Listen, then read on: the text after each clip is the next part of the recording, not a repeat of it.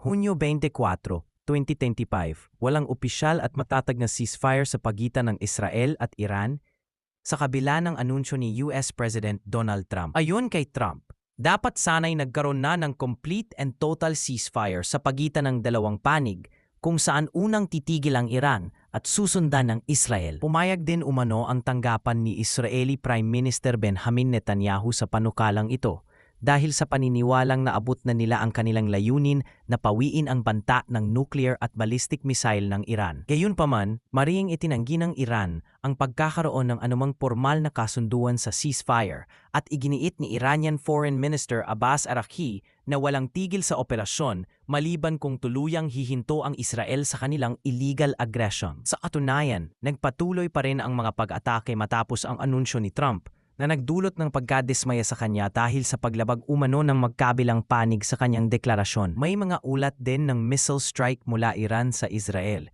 at aerial attacks mula Israel sa Iran na nagresulta pa nga sa pagkakasawi ng ilang Israeli military personnel sa isang strike ng Iran matapos ang anunsyo. Sa makatuwid, malayo pa rin sa kapayapaan ang sitwasyon sa gitnang silangan at nananatiling mataas ang tensyon sa pagitan ng dalawang bansa.